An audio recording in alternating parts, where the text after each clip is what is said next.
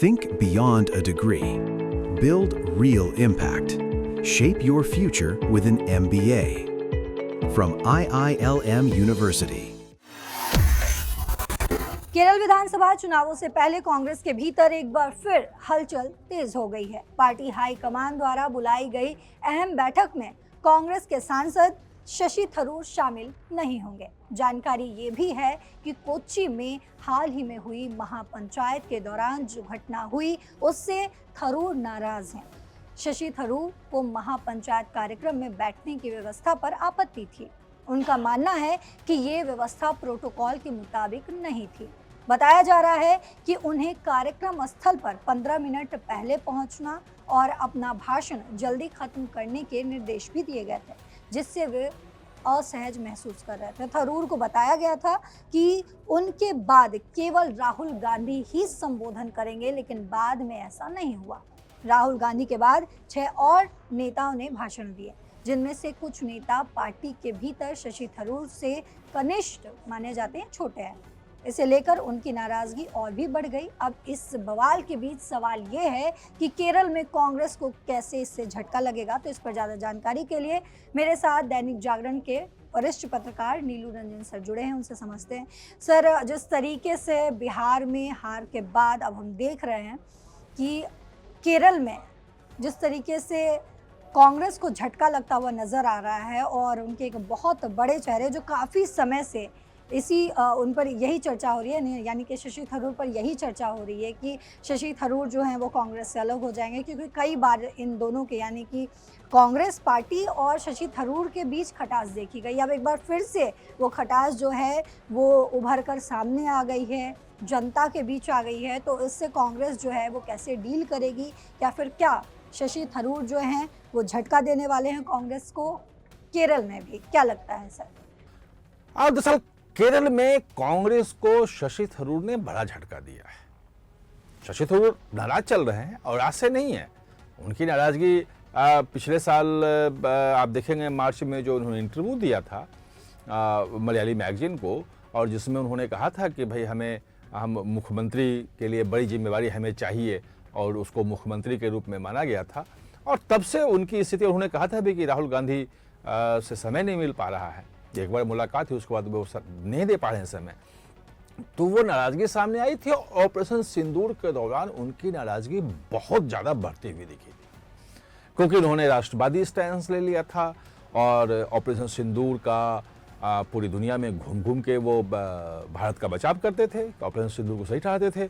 और जो हमला हुआ था पहलगांव में, उसमें पाकिस्तान को घेरते थे वो, जबकि जो स्टैंड था उसका कांग्रेस का वो अलग था। राहुल गांधी अलग बात कर रहे थे, वो ऑपरेशन सिंदूर पे भी सवाल उठा रहे थे, और आतंकी जो हमला हुआ था उसमें सिक्योरिटी के लिए भी सवाल उठा रहे थे। तो कई चीज़ें कर रहे थे, और उस वक्त हमने देखा था कि बिल्कुल एकदम अलग स्टांस ले लिया था शशि थरूर ने। बीच में कुछ मामला सुलझा था जब उनको संसदीय समिति जो है वैश्विक मामलों की, जिसके वो अध्यक्ष हैं, दोबारा कांग्रेस ने उनको अध्यक्ष बनने दिया, तो लगा कि कुछ मामला सेटल हो रहा है, कुछ चीज़ें ठीक हो रही हैं।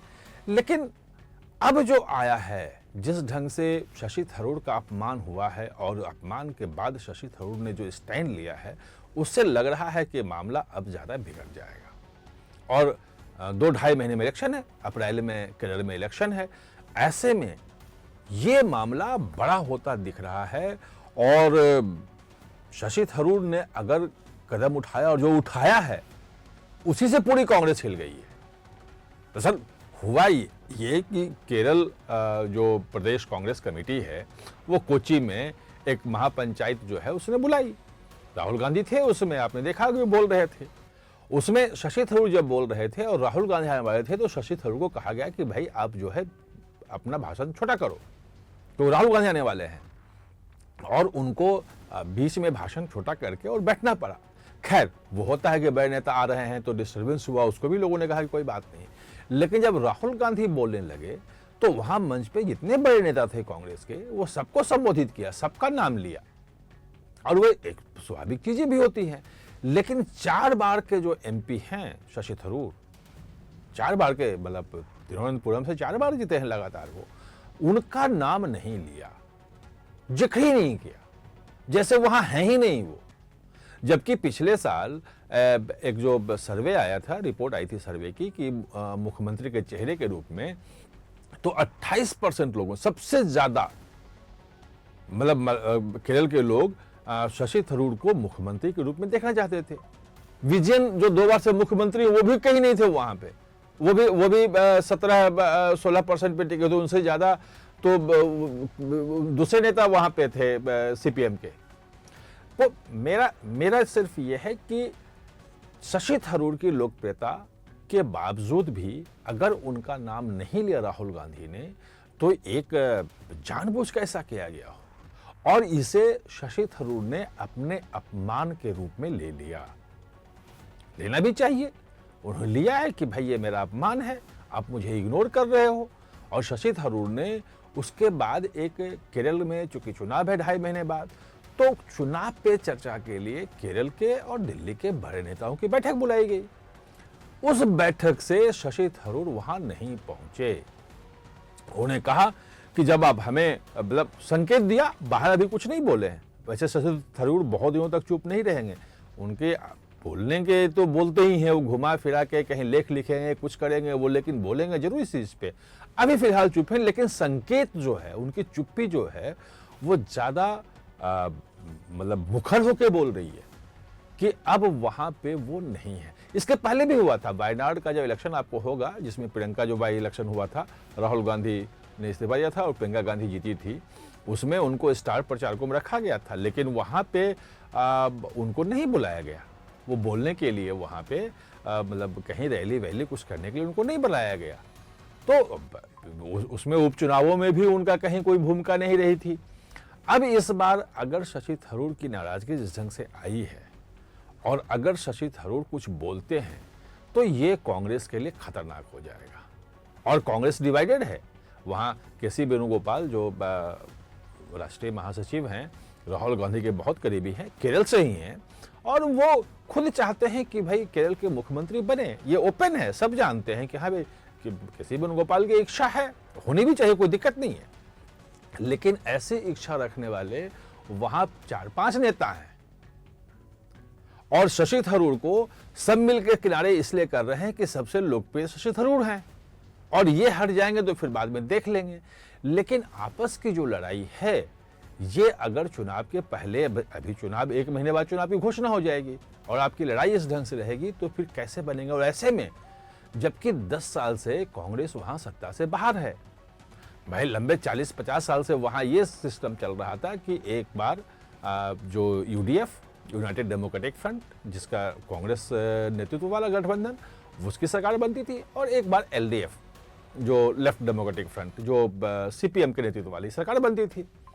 पहली बार लगातार दूसरी बार 2021 में बीजेएन जो है, यानी एलडीएफ जो है, वो जीत गया और 10 साल से है। तीसरी बार भी जीतने के लिए बीजेएन जो है वो पूरी कोशिश कर रहे हैं।